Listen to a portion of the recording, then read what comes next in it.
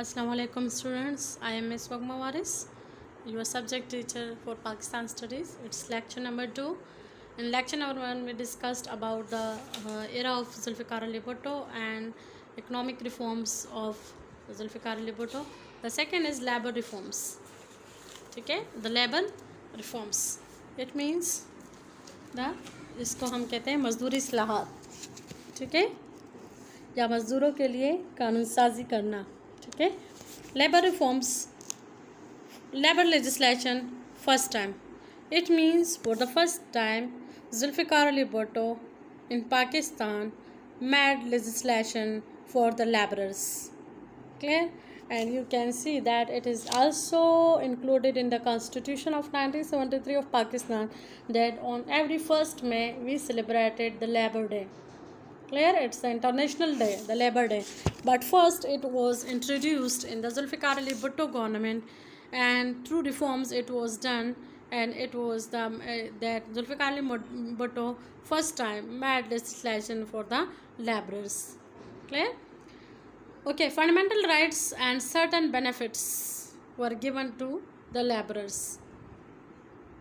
जो मज़दूर थे और कारकुन थे उनको बुनियादी हकूक़ देने थे, और ये उनकी अव्वलीन तरजीह थी. Free medical facilities and compensation. मज़दूरों को मराद देनी थी, ठीक है, मज़दूरों को मराद देनी थी. किस शक्ल में? तबई या हम कहते हैं मेडिकल सहूलियात, ठीक है, उस शक्ल में उनको बाकायदा मुआवजा भी देना था और उनको मेडिकल केयर भी प्रोवाइड करना था. Right of overtime and pang bonus. इस बात की भी यकीन दहानी करवाई गई कि मज़दूरों से अगर ओवर टाइम करवाया गया, मतलब उनके वक्त से जो उनके लिमिटेड है उससे पहले उसके बाद उससे काम लिया गया तो ठीक है, तो बोनस के शेप में उनको फैसिलिटीज़ प्रोवाइड की जाएगी. Labour unions establishment.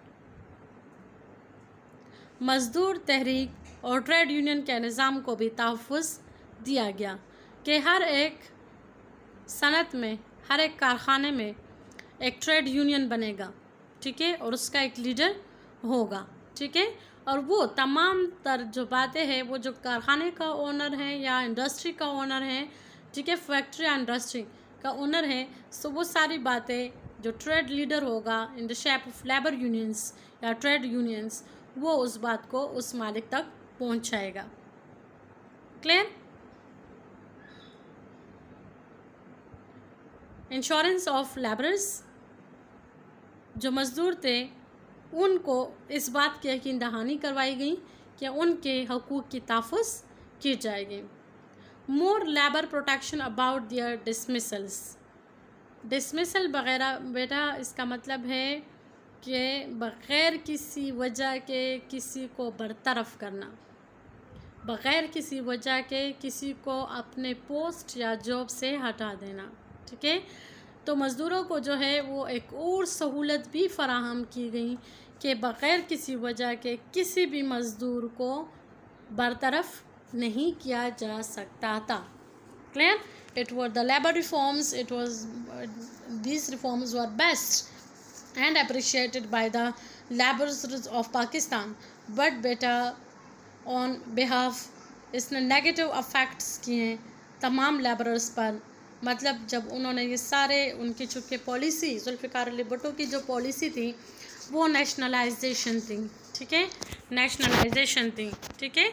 तमाम जो एजुकेशन डिपार्टमेंट्स थे, जो इंश्योरेंस कंपनीज थी, जो इंडस्ट्रीज़ थी, जो फैक्ट्रीज थी, ठीक है, all these were nationalised and came in the state owner. सही है. सो जो कंपटीशन था वो स्लो डाउन हो गया, और इसी चीज़ ने फ़ॉरेन एक्सचेंज में पाकिस्तान की इकोनॉमी को स्लो डाउन कर दिया. क्लियर? पाकिस्तान की इकोनॉमी काफ़ी ज़्यादा डाउन पर आ गई. बहरहाल पाकिस्तान की रेपुटेशन जुल्फ़िकार अली भुट्टो की वजह से काफ़ी ज़्यादा स्टेबल हो गई, लेकिन जो मसाइल दरपेश आए तो वो लेबर रिफॉर्म्स में एक नेगेटिव अफेक्ट ये था कि जो लेबर्स थे वो कंपटीशन से हट गए, ठीक है, क्योंकि उनको मोर लीगल प्रोटेक्शन मिल गया था। इंडस्ट्रियल रिफॉर्म्स, सनती इस्लाहात,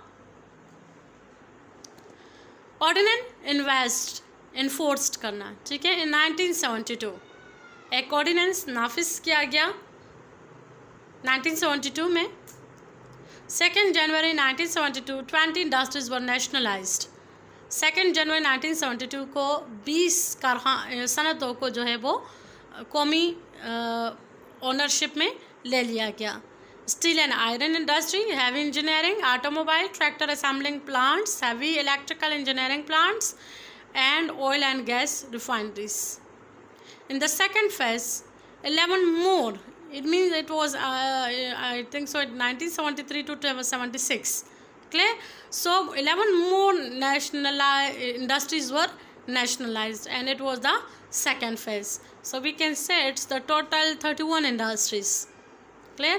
Nationalization benefits, कि उससे जो फ़ायदा हासिल हुआ, डोमेस्टिक इन्वेस्टमेंट रेस्ट, जो लोकल सरमायाकारी थी वो काफ़ी ज़्यादा बढ़ गई। Devalued foreign business in the country, के ज़्यादा से ज़्यादा जो है वो फॉरेन बिजनेस के लिए जो उनकी वैल्यूज़ थी वो डिवैल्यूड हो गई और पाकिस्तान के अंदर ही सरमायाकारी करनी शुरू हो गई, क्योंकि जब हम रिफॉर्म्स में पढ़ते हैं तो सबसे पहले उन्होंने इन्वेस्टर्स को भी बैन किया था कि वो बाहर अपने इन्वेस्टमेंट नहीं कर सकते। Economy came under the state control, पूरी इकोनॉमी स्टेट कंट्रोल के अंदर आ गई। ड्रॉबैक्स, कुछ खामियां भी थी। Industrialist slow down the investment in the country, क्योंकि हर वक्त उनके पास खौफ मौजूद होता था कि उनको इस चीज़ से मतलब कोई प्रॉफिट हासिल नहीं होगा। लाइफ इंश्योरेंस एंड बैंकिंग, जो बीमा पॉलिसी या बीमा ज़िंदगी और बैंकिंग हम कहते हैं, on 19 March 1972 life insurance companies were nationalized. Established state life insurance, it was 1st November 19 May 1972, clear? Okay, nationalization of banks under the control of State Bank of Pakistan, जितने भी banks थे उसको state bank of Pakistan के under कर दिया गया, and was May 1972। Drawbacks of nationalisation of banks, it did not work as they wanted. मैंने तो कहा ना बेटा कि जो कंपटीशन थी एक लिहाज से वो मुकम्मल तौर से ख़त्म हो गई। एजुकेशनल रिफॉर्म्स, तालीमी इस्लाहात, नेशनलाइजेशन ऑफ एजुकेशनल सेक्टर्स, जो तालीमी इदारे थे या हल्के थे तो उनको भी उन्होंने नेशनलाइज कर दिया। Free education was provided in nationalised schools, के जो स्कूल्स उन्होंने अपने कंट्रोल में कर लिए थे उनमें उनको फ्री एजुकेशन प्रोवाइड करने थे। बट एजुकेशनल रिफॉर्म्स के भी ड्रॉबैक्स थी। Educational reforms fail to do due to some educational institution with high standard of education were left in private hands, कि जो हाई स्टैंडर्ड के स्कूल्स थे और इंस्टीट्यूशंस थे उनको प्राइवेट हैंड में छोड़ा गया। Widen the class distinction in the educational institution, और इस तरीके से जो क्लास डिस्क्रिमिनेशन था वो जुल्फ़िकार अली भुट्टो के गवर्नमेंट में एजुकेशनल इंस्टीट्यूशंस में क्रिएट हो गया। क्लियर?